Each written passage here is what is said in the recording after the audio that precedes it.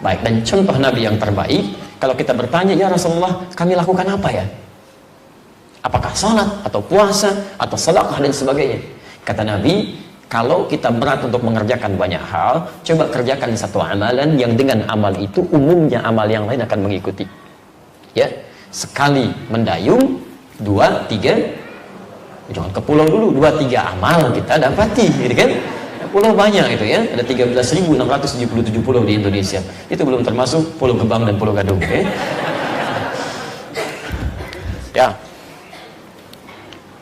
baik, pelan-pelan, lihat sini. Nabi mengajarkan kepada kita, baik, baik ya. Nabi mengajarkan pada kita untuk menunaikan puasa. Ini poinnya.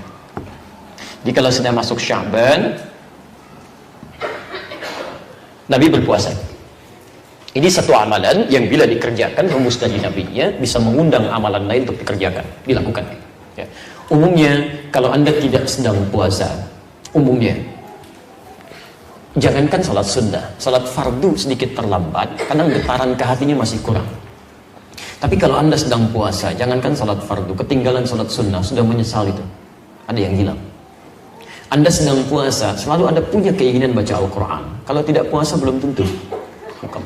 Anda tidak puasa, pulang dari sini, ada orang meminta di depan, belum tentu diberi, padahal kasat mata. Tapi kalau sedang puasa, jangankan yang terlihat, yang tak nampak, Anda cari-cari itu. Silahkan cek nanti saat puasa. Siapa fakirnya, siapa yatimnya, ada berapa ininya, ya macam-macam Anda catat itu. Puasa. Karena itu, kata Nabi, sepanjang Anda bisa memungkinkan menunaikan puasa di bulan Sya'ban ini, lakukan. Karena umumnya amalan kita akan banyak didapatkan, sering dilakukan, maka banyak yang disebutkan pada saat itu. Dan biasanya orang puasa, mohon maaf, itu cenderung punya kekuatan untuk menekan maksiat. Kalau tidak puasa, itu banyak godaannya, mata, telinga, lisan, sampai ke ujung kaki. Biasanya mengontrolnya tidak mudah. Ya, melihat ini dilihat juga, ya, melihat itu terlihat, bicara ini disampaikan. Tapi saat puasa umumnya kontrolnya lebih kuat. Begitu melihat tayangan, sedang puasa, gak bagus kayak gini, tinggalkan. Begitu bicara yang kurang menyenangkan, jauhi. Kuat kontrolnya, minimal dia takut batal puasanya. Ya, akhi kemana kemarin? Janjian di Masjid An-Nur, gak datang antum. Aduh, habis maghrib deh saya jawab ya, habis maghrib tuh. Nungguin maghrib dulu sampai buka gitu kan. Baik, begitu buka lupa ya. Nah, jadi ada beberapa kekuatan ketika sedang puasa membuat kita itu terlampau kuat mengontrol kekuatan untuk berbuat maksiat. Paham sampai sini? Jadi saya simpulkan, satu, di bulan Sya'ban dia punya keutamaan saat anugerah Allah banyak diberikan, dilimpahkan. Kedua, ada amal yang disebutkan, diangkat, disampaikan pada Allah seketika, hadisnya sahih. Ya, Syekh Muhammad Nasruddin Al-Albani mentahqiq hadis ini mengatakan hasan sahih. Ya, masuk pada bagian hadis yang penting untuk diamalkan. Dan yang ketiga, Nabi mencontohkan menunaikan puasa. Sebentar, paham sampai sini? Saya ulang, paham sampai sini? Gak apa-apa, kalau belum paham saya terangkan lagi. Ya, baik. Baik, kalau sudah paham, saya nanti kaitkan apa korelasinya dengan Ramadan. Baik, jelas sampai sini? Baik, alhamdulillah. Kalau jelas, saya hapus dulu yang ini ya. Saya ingin pastikan apa yang kita pelajari betul-betul dipahami, jadi tidak sekedar Anda datang, menulis tapi tidak mengerti yang dibahas. Ya, nggak apa-apa. Kalau saya melihat wajah-wajah minta tolong jelaskan lagi, nah saya jelaskan lagi gitu kan, sampai betul-betul dipahami. Baik, teruskan. Apa korelasi dengan Ramadan? Quran surah kedua ayat 183 sampai 187, 183 sampai 186 posisi paling kiri dari atas sampai bawah, 187 di lembar selanjutnya posisi paling kanan sebelah atas. Saya ambil satu dulu sebagai contoh. Quran surah kedua ayat 183. Ya ayyuhalladzina amanu kutiba alaikumussyam kama kutiba alal ladzina min qablikum la'allakum tattaqun. Baik. Sebentar, sebelum kita lanjutkan, kalau masih ada space, masih bisa diluaskan supaya yang di belakang, yang berdiri bisa masuk, gabung atau bisa mengambil sisi yang lain yang bisa terlihat. Silakan, saya tidak menghendaki ada yang berdiri karena terlampau lelah nanti ya. Baik, silakan kalau masih ada, boleh juga ke depan Kalau mau di kursi sini juga boleh, saya keluar. Yang penting Anda bisa masuk. Bisa? Time. Silakan. Jazakallahu khair.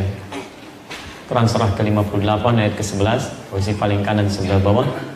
Ya ayyuhalladzina amanu idza qila lakum tafassahu fil majalis fafsahu yafsahillahu lakum.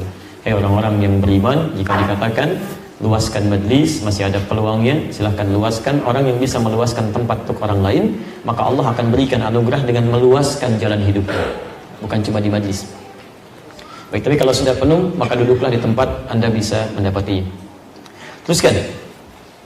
Quran surah kedua ayat 183. Ini adalah ayat yang menunjukkan dalil tentang wajibnya hukum puasa Ramadan. Saya tuliskan dulu kalimatnya, hadir dengan bahasa kutiba alaikumus siyam. Hei orang-orang yang telah menyatakan dirinya beriman kepada Allah, diwajibkan bagi Anda menunaikan puasa. Disebutkan dengan kata siyam. Fokus. Saya mulai dulu dari penjelasan Syekh Mustafa Abdul Aziz At-Tarablusi dalam kitabnya Kitab As-Siyam, halaman ke-13, paragraf yang ketiga, baris 2 sampai 3. Ini bentuk kitabnya. Ini agak langka kitabnya ya. Ya, ini agak jarang didapati kitab ini. Ya, dicari. Mungkin Anda ke Saudi, di Mekah, di Madinah belum tentu dapat ini. Ya, ini cukup bagus isinya, sangat sistematis. Juga ini tidak banyak ya, tidak banyak halamannya. Anda baca mungkin sehari 2 hari selesai. Ini masih asli, masih pakai bahasa Arab ya. Baik. Ya. Beliau kan orang Arab gitu kan. Kalau nulis pakai bahasa Indonesia, berarti orang Indonesia. Nanti sebagian maknanya sudah ada di buku saya ya. Sudah kita tambahkan lagi yang mana ayat puasa itu. Ya. Teruskan dulu sebentar. Beliau sampaikan ayat ini turun tentang puasa ini turun di hari Senin, tanggal kedua di bulan Sya'ban tahun 2 Hijrah. Ingat betul ya. Jadi ayat ini tentang puasa Al-Baqarah 183 itu turun di hari Senin tanggal 2 Sya'ban tahun kedua Hijrah. Artinya 2 tahun setelah Rasulullah hijrah ke Madinah. Di Madinah belum ada kewajiban puasa, di Mekah belum ada kewajiban puasa. Hijrah ke Madinah tahun pertama belum ada kewajiban puasa. Tahun kedua di bulan Sya'ban hari Senin tanggal kedua baru turun perintahnya. Jelas di sini? Baik, turunlah ayat ini. Ya ayyuhalladzina amanu kutiba alaikumus syiyam kama kutiba 'alal ladzina min qablikum la'allakum tattaqun. Bapak dan Ibu sekalian, kita kembalikan dulu kepada pembahasan kita tadi yang pertama. Lihatkan sini. Sya'ban bulan keberapa ini? Ke-8, lihat. Sedangkan perintah puasa dikerjakan di bulan apa? Ramadan. Ramadan bulan keberapa? 9. Perhatikan, ini poin yang paling menarik. Perintah puasa diperintahkan kerjakan di bulan Ramadan, bulan ke-9. Tapi turun ayatnya di bulan ke-8. Kalau Anda perhatikan ibadah-ibadah yang lain selain puasa, itu umumnya seketika ayat turun, seketika tunaikan. Misal, turun perintah tentang sholat saat Nabi diundang dalam peristiwa Isra dan Mi'raj. Ya kan? Begitu dalam peristiwa dikerjakan, turun perintah menunaikan sholat, seketika sholat dikerjakan. Bahkan pernah beliau kemudian sholat, lalu turun perintah untuk beralih kiblat dengan turunnya Quran surah kedua Al-Baqarah ayat 144, posisi paling kiri sebelah bawah. Qad nara taqalluba wajhika fis sama falanuwalliyannaka qiblatan tardaha fawalli wajhaka syatra Masjidil Haram. Ayatnya turun seketika dipraktikkan. Zakat turun perintah, khudz min amwalihim shadaqah wa aqimus shalah wa atuz zakah, seketika zakat berlaku. Haji turun perintahnya, wa atimul hajj wal umrah. Quran surah kedua 196, seketika ditunaikan juga perintahnya. Jelas ya? Baik, tapi puasa perintahnya Ramadan, turunnya Sya'ban, sebulan sebelumnya kurang lebih, demikian jarak waktunya. Mengerti sampai sini? Sekarang pertanyaannya, kenapa terkait dengan Ramadan ini? Satu, apa hikmahnya? Perintah puasa turun kurang lebih setidaknya 1 bulan sebelum pelaksanaannya. Ya. Yang kedua, ini yang menarik. Apa yang dilakukan Rasulullah sallallahu alaihi wasallam dalam jeda sebulan ini? Nabi mengajarkan apa? Menuntun apa? Karena dalam jeda sebulan ini mustahil akan didiamkan oleh Nabi. Pasti akan ada tuntunan-tuntunan, persiapan-persiapan yang dikerjakan di bulan ini menuju ke bulan Ramadan sebagai perintah yang harus dilaksanakan. Maka kita keluarkan tuntunan apa dari Rasulullah sallallahu alaihi wasallam ini yang spesifik disampaikan oleh beliau di bulan Sya'ban sebagai persiapan menuju Ramadan. Baik. Ini korelasinya dengan pembahasan kita. Nanti kita akan sambungkan. Baru kalau kita tahu kenapa Nabi banyak berpuasa, tidak hanya sekedar ada keutamaan di Sya'ban, tapi nanti ada korelasi dengan yang ini. Nanti kita lihat dalilnya dan turunannya. Baik. Saya coba pelan-pelan dulu kita jawab dua pertanyaan ini. Apa hikmahnya? Apa kemudian tuntunannya? Kembali ke ayat dulu sini. Ya ayyuhalladzina amanu kutiba alaikumus syiyam. Apa artinya syiyam? Puasa. Baik. Dalam bahasa Arab kadang sering disebut dengan syiyam. Ada juga yang menyebutnya dengan saum. Baik, pernah dengar? Saum Ramadan, saum Senin Kamis, kan? Baik, kita tuliskan saum. Alhamdulillah. Bahkan keduanya disebutkan dalam Al-Quran. Ini siam disebutkan 9 kali dalam Al-Quran. Saum disebutkan hanya 1 kali dalam Al-Quran. Quran surah ke-19 Maryam ayat 26. Posisi paling kanan sebelah atas di mushaf standar. Faquli inni nadhartu lirrahmani sawma sawm falan ukallima al-yawma insiya. Baik. Perhatikan perbedaannya. Saya terangkan dulu dasarnya sampai paham baru mengerti ke teori ini. Lihat penjelasannya. Kalau ditemukan kata saum dalam bahasa Arab, itu maknanya umum, imsak, berarti menahan. Menahan dalam pengertian yang sifatnya umum, menahan apa saja. Di setiap kata yang dimaknai dengan kata dengan arti menahan itu boleh masuk dalam kategori makna saum. Contoh, puasa menahan tidak? Nahan lapar, nahan haus, nahan syahwat dan sebagainya. Maka puasa bisa juga disebut dalam bahasa Arab dengan saum. Puasa dalam arti menahan. Tapi tidak hanya puasa.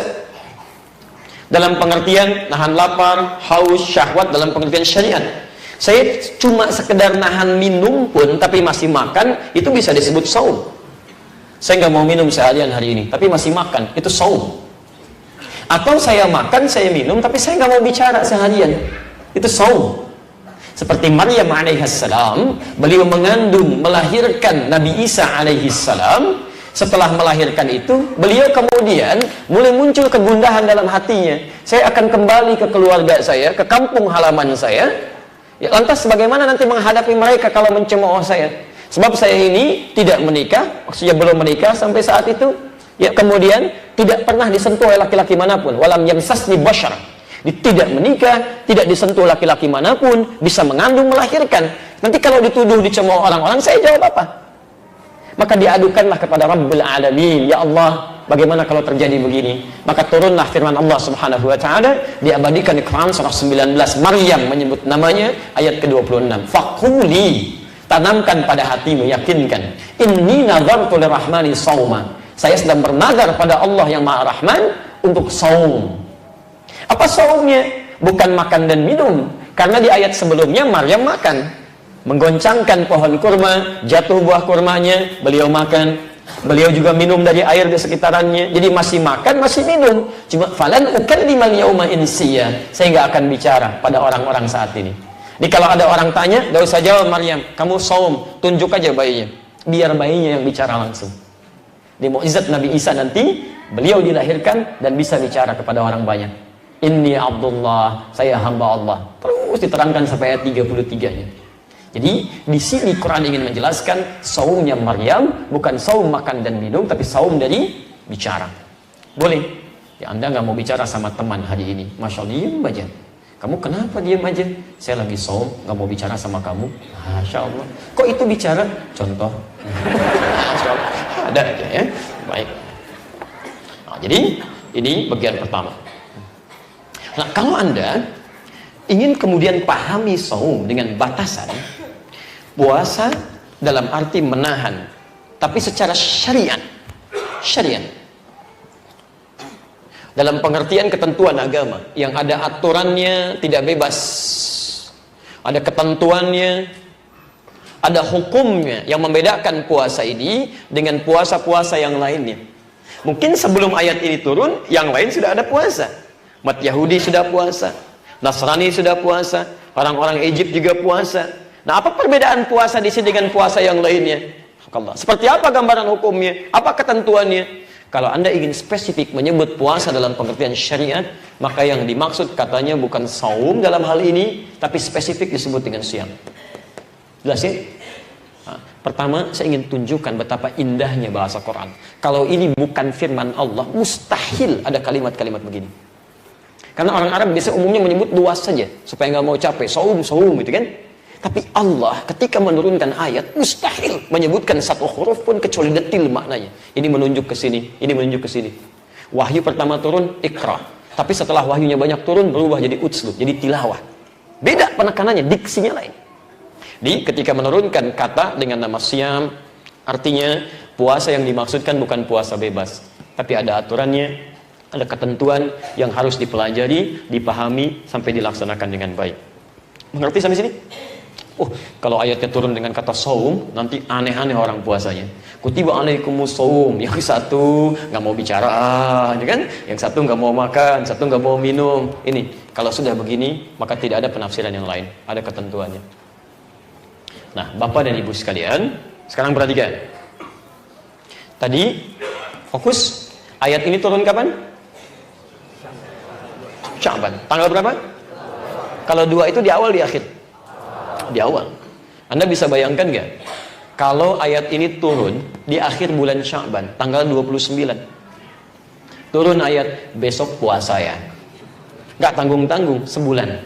29 sampai 30 hari. Ingat ya, siangnya bukan cuma puasa, malamnya mesti sholat. Tuh. Bisa nggak dibayangkan? Apakah semua orang Arab, Muslim, mukmin pada saat itu sudah terbiasa puasa semuanya?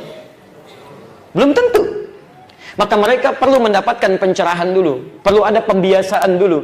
Ini puasa yang dimaksudkan seperti apa ini? Mereka akan bertanya, ya Rasulullah, apa hukum puasa yang ini? Wajib ataukah sunnah seperti Senin Kamis? Ya Rasulullah, kalau saya sakit bagaimana? Ya Rasulullah, kalau saya sedang safar, apakah wajib puasa atau tidak? Ya Rasulullah, bagaimana hukum malamnya? Ya Rasulullah, banyak pertanyaan di situ sampai turun ayat sampai 187-nya.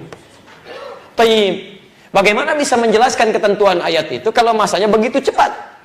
Karena itulah diantara hikmahnya diberikan kurang lebih waktu 1 bulan sebelum sampai ke Ramadan. Pertama, untuk menjelaskan perihal ketentuan-ketentuan Ramadan dan hukumnya supaya mudah saat dijalani kala masuk ke bulan Ramadan untuk menjalani ibadahnya. Paham? Nah, sekarang Bapak Ibu sekalian, ini sebetulnya sunnah pertama di bulan Sya'ban. Jadi kalau sampai ke bulan Sya'ban kita tiba di dalamnya, batas akhir nih sebelum ke Ramadan kita belajar hukum-hukum Ramadan. Ya. Pelajari, ini hukum siangnya begini, yang membatalkan ini, yang merusak ini, yang dihindari ini, yang dijauhi ini. Malamnya ini yang dikerjakan, tarawihnya sekian rakaat, mengerjakannya begini, amalannya seperti ini, selesai. Jadi begitu Anda masuk ke bulan Ramadan, kita sudah tidak sibuk mempelajari lagi karena tinggal masuk pada amalnya saja. Selesai gitu. Jadi tidak menyibukkan diri dengan sesuatu yang seharusnya selesai sebelumnya. Ya. Ini saya agak heran nih, terutama di Indonesia. Saya kurang lebih sekarang 5 tahun berada di Indonesia. Tiap tahun selalu ada persoalan yang sama ditanyakan persis di bulan Ramadan. Nggak selesai-selesai. Ustadz, apakah setelah tarawih boleh tahajud lagi? Kalau setelah tahajud itu witir lagi atau tidak? Ustadz, tarawih itu yang benar 11 rakaat atau 23 rakaat? Ustadz, kalau 11 itu 4-4-3 atau 2-2-2-2-3 atau 2-2-2-2-1? Ustadz, kalau witir 3 rakaat itu apakah dibagi 2, 2 dan 1 atau 3 sekaligus? Ustadz, kenapa nggak pernah tuntas gitu kan? Padahal tiap tahun itu dikerjakan. Apa sampai kiamat kurang 2 hari mau ditanyakan? Kan agak aneh gitu. Seharusnya selesai. Kita itu Ramadan sudah saatnya bulan beramal, bukan membahas sesuatu yang sudah tuntas penjelasannya. Dan anehnya begini, perilaku semacam ini itu dibawa dalam terapan keseharian. Coba cek anak-anaknya itu. Belajar 10 bulan. 1 bulannya tinggal ujian. Besok mau ujian, pelajaran 10 bulan dibahas lagi pada malam harinya. Pelajari lagi. Jadi tidak menempatkan sesuatu pada tempatnya. Padahal isyarat-isyarat belajar itu sudah ada. Halo? Nah, jadi itu gambarannya. Ini sunnah pertama. Makanya pertama, kenapa diberi penjelasan untuk menghilangkan kesempitan? Banyaknya rasa penasaran. Ya, banyaknya pertanyaan-pertanyaan yang mungkin menghadirkan kita hambatan yang sulit untuk mengerjakannya. Dalam bahasa Arab, kalau Anda ingin membuka satu kesempitan, was-was, termasuk pengetahuan yang kurang supaya nyaman kita menjalani, masuk ke dalamnya, itu dalam bahasa Arab disebut dengan rohaba namanya. Rohaba, haknya kecil. Rohaba. Baik. Saya hapus dulu ya. Jadi, menjelang bulan Sya'ban saya datang sendiri, terangkan sendiri, tulis sendiri, saya hapus sendiri ya, Masya Allah. Sya'ban, Rajab kemarin tidak ada yang menghapus ya, Sya'ban sendiri, Insya Allah. Baik, tenang aja antum, ini saya pegang sini ya. Baik, bismillah. Rahaba. Baik. Kalau Anda ingin berusaha mewujudkan itu, saya ingin berusaha untuk menjadikan yang sempit jadi lapang, yang penasaran jadi terbuka, supaya nyaman saya mengerjakannya, maka usaha Anda ditunjukkan dengan huruf ta di depannya, tambah ta di sini. Kalau taknya masuk, maka huruf sebelum akhir tambah ya di sini, ya. Kalau saya tuliskan begini, ta, ra, ha, kemudian ya, kemudian ba, begini. Ra-nya ini pindah ke sini, ini ta, ini ya mati. Karena ini ya, maka harakat ha mesti menyesuaikan dengan ya. Sebelum ya umumnya harakatnya kasrah, i. Ini mati. Tarhib. Maka Anda mendengar istilah tarhib Ramadan. Pernah dengar tarhib Ramadan? Pernah dengar? Saya mau tanya, di bulan apa ada tarhib Ramadan? Pasti Sya'ban, mustahil Rajab itu. Mustahil. Bulan Rajab bikin, nanti kita tarhib Ramadan. Kecepatan Pak, Sya'ban. Ya. Ini poinnya ketika Anda membuat tarhib Ramadan, asalnya tarhib itu bukan acara seremonial. Anda datang, ketemuan, cerita-cerita, bukan. Tarhib itu asalnya menghadirkan pengetahuan-pengetahuan tentang aturan Ramadan, supaya ketika Anda banyak pertanyaan, banyak penasaran, banyak kesempitan, selesai di bulan ini, begitu masuk ke bulan Ramadan, sudah tenang kita memasukinya. Ya. Persis ungkapannya nanti muncul, ungkapannya. Ya, misal saya beri contoh gini. Saya mau ke An-Nur pertama kali, saya belum pernah ke sini. Belum tahu bagaimana jemaahnya, sikap DKM-nya dan sebagainya. Tentu ada penasaran dalam hati saya. Di saya datang bagaimana penerimaan DKM-nya, penerimaan warganya. Mulai gitu kan, ada sesuatu yang kurang harus disesuaikan. Maka ketika datang Anda ucapkan kalimat ini dalam bentuk kalimat. Ucapan kalimatnya bukan tarhib. Tarhib usahanya. Ucapannya disebut dengan marhaban. Marhaban Ustaz Adi Hidayat, Masya Allah. Apa artinya marhaban? Jangan ngarang. Jangan ngarang. Pelajaran mengarang hanya ada dalam bahasa Indonesia ya. Baik, kalau tidak tahu katakan apa? Masya Allah. Apa artinya marhaban? Wallahu a'lam. Pemirsa, hanya ada di tanah kusir. Marhaban artinya wallahu a'lam. Marhaban itu asalnya seakar dengan kata rahaba. Sesuatu yang terbuka, lapang, nyaman.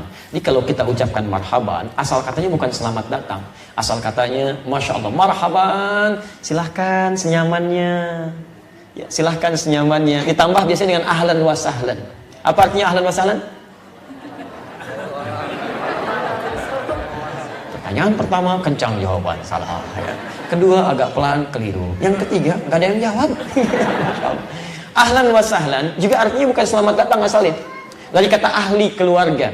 Kalau bahasa kitanya, silahkan Pak, senyamannya ya, anggap aja rumah sendiri, bagian dari keluarga. Jadi orang ketika masuk tuh nyaman. Ustaz silahkan Ustaz, senyamannya, ini silahkan istirahat, anggap saja bagian dari masjid kita sama-sama. Itu ahlan wa sahlan. Makanya kalimat lengkapnya, nazaltum ahlan, tuh, halaltum sahlan. Silahkan Anda datang sebagai bagian dari keluarga, dan senyamannya silahkan, marhaban. Ini di bulan Sya'ban ini kita belajar tentang Ramadan, menghilangkan kesulitannya, pelajari hukumnya, sehingga ketika sudah siap lapang kita mengerjakan Ramadan, kita katakan marhaban Ramadan, silahkan datang, saya sudah siap mau kerjakan apa saja, lapang saya. Itu maksudnya. Jelas ya? Ini bukan marhaban Ramadan, Masya Allah, marhaban Ramadan. Begitu salat tarawih, kok banyak ya? Masya Allah, kok capek ya? Berarti Anda belum marhaban di situ. Ya, belum tarhib. Inilah kita hadirkan tarhib untuk menggali hukumnya, mengetahui ketentuannya, supaya saat masuk Ramadan, mudah kita menjalaninya. Paham? Baik. Kedua, apa tuntunan Rasulullah dalam rangka tarhib ini? Jadi ada sifatnya penjelasan, ada sifatnya tuntunan. Ya. Yang penjelasan saya coba akhirkan dulu karena ini lebih banyak nanti ke arah diskusi. Kita masuk ke arah tuntunan dulu. Tuntunan Rasulullah sallallahu alaihi wasallam di bulan Sya'ban. Tadi Nabi menunaikan apa? Puasa. Baik. Yang hadis pertama di An-Nasai nomor hadis 2357 dari Usamah bin Zaid tadi radhiyallahu taala anhu, itu masih menunjuk pada kemuliaan Sya'ban. Kalau kita ingin menggali ke korelasi bulan Ramadan, maka kita mesti melihat di hadis riwayat Al-Bukhari nomor hadis 1833 senada dengan hadis Muslim nomor hadis 1969, termasuk 1956 juga. Ya, dari Sayyidah Aisyah radhiyallahu taala anha. Baik, saya bacakan hadisnya bima makna, lihat kalimatnya. Ma ra'aitu Rasulullah sallallahu alaihi wasallam istakmala siyamahu illa fi Ramadan. Saya tidak pernah melihat Rasulullah sallallahu alaihi wasallam, kata Sayyidah Aisyah, menyempurnakan puasanya selama sebulan kecuali dalam Ramadan.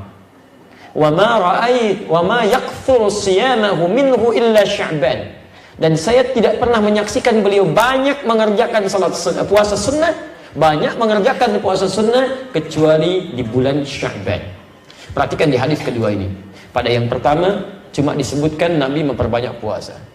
Kenapa Nabi perbanyak? Ternyata bukan tidak sekedar disebut nama Nabi, diangkat amalnya, tapi di hadis yang kedua disandingkan nama Sya'ban dengan Ramadan. Mari kita perhatikan, saya tuliskan sejenak. Baik, bismillah. Perhatikan sini. Di hadis yang kedua ini, ketika Nabi SAW disebutkan banyak berpuasa. Tuntunan pertama, banyak berpuasa. Lihat rumusnya. Ternyata tidak disebutkan sekedar puasa Sya'ban saja, tapi nama Sya'ban ini oleh Sayyidah Aisyah disandingkan dengan Ramadan. Gini. Di setelah Sya'ban, Ramadan. Dibaca oleh para ulama, dipahami di antara makna ini seakan-akan ingin memberikan isyarat kepada kita bahwa di antara manfaat banyak berpuasa di bulan Sya'ban ini adalah sebagai latihan untuk beradaptasi saat kita memasuki puasa Ramadan.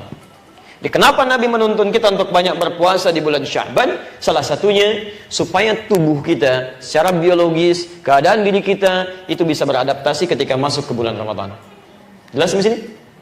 Nah, sekarang lihat polanya, perhatikan betul ya. Caranya, bahasa Sayyidah Aisyah ini, banyak berpuasa. Banyak, ya. Kalau banyak itu relatif atau mutlak? Kalau tidak tahu katakan. Allah, baik. Banyak itu relatif atau mutlak? Relatif, baik. Jadi kalau satu itu banyak atau sedikit? Katanya relatif. Tapi Anda sebut mutlak. Ya, kalau relatif satu bisa berarti banyak. Belum tentu sedikit. Bagi orang yang tidak pernah puasa selama hidupnya, itu sehari puasa bisa banyak, Pak. Lama kerasanya itu. Tungguin begitu zuhur, sudah buka belum? Belum. Asar sudah boleh belum? Belum. Oh, sampai maghrib tuh. Di satu itu bisa banyak. Bagi orang yang belum pernah puasa, atau bagi orang yang mohon maaf barangkali belum terbiasa puasa.